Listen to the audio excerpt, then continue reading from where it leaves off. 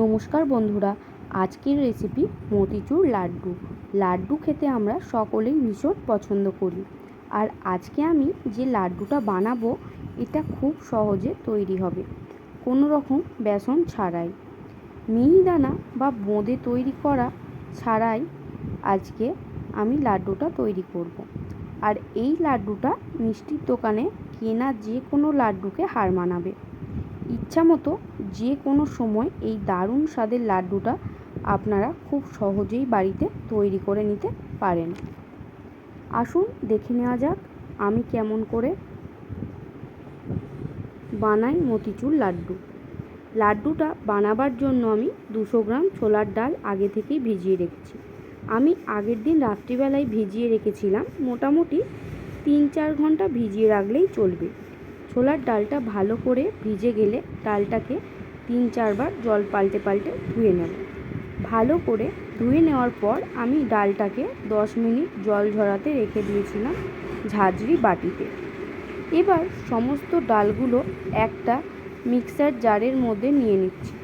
কোনো রকম জল ছাড়াই কিন্তু ডালের পেস্ট বানাতে হবে। যাদের বাড়িতে এরকম মিক্সার নেই তারা শিলনোড়াতেও করে নিতে পারবে, তবে অবশ্যই কোনো রকম জল ছাড়াই পেস্টটা বানাতে হবে। ডালের পেস্টটা বানিয়ে নিয়েছি। ডালটা যেহেতু সারা রাত জলের মধ্যে ভেজানো ছিল তাই দেখো ডালের পেস্টটা কিন্তু খুব ভালোভাবেই তৈরি হয়ে গেছে। এবার কিভাবে ভাজবো দেখো। তার জন্য কড়াইয়ে পরিমাণ মতো তেল গরম করে নিয়েছি। এবারে এই তেল গরমের মধ্যে আমি পাতলা পাতলা বড়া আকারে ডালের পেস্টটা তেলের মধ্যে দিয়ে ভেজে নেব। মোটা যেন না থাকে, তাহলে বাইরে থেকে ভাজা হবে, ভেতরে কিন্তু কাঁচা রয়ে যাবে। গ্যাসটা অবশ্যই লো টু মিডিয়ামে রেখেই ডালের বড়াগুলো ভাজতে হবে, তা না হলে বড়াগুলো বাইরে থেকে ভাজা হলেও ভিতরটা কাঁচা থেকে যাবে। তাই হাই ফ্লেমেও ভাজবেন না, আবার লো ফ্লেমেও ভাজবেন না।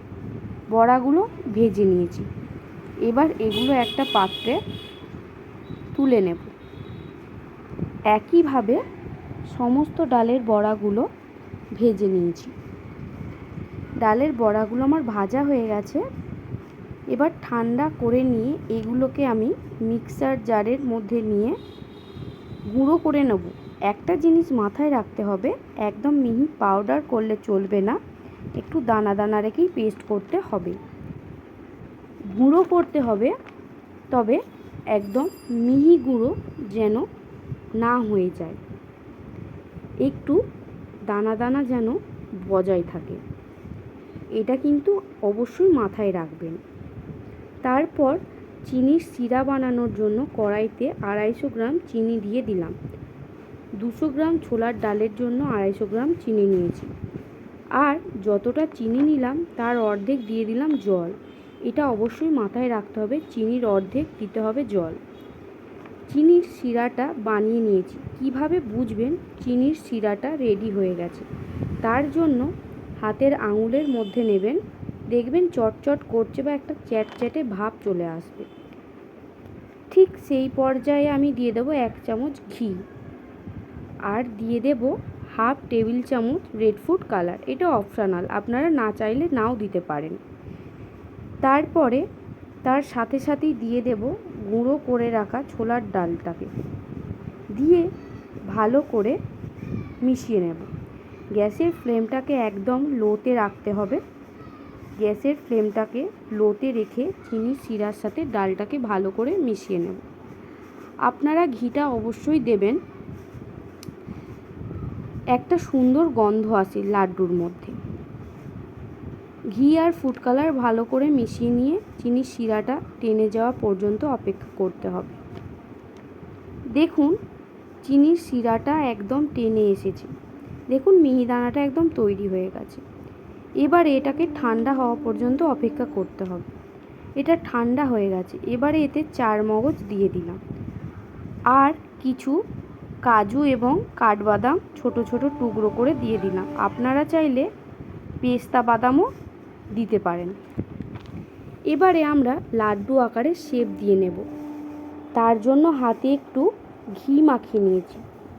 দেখুন খুব সহজেই একটা হাতের সাহায্যে লাড্ডুর শেপ দেওয়া যাচ্ছে। একইভাবে সমস্ত লাড্ডুগুলো তৈরি করে নেব। আপনারা ছোট বড় যেভাবে শেপ দিয়ে নিতে পারেন।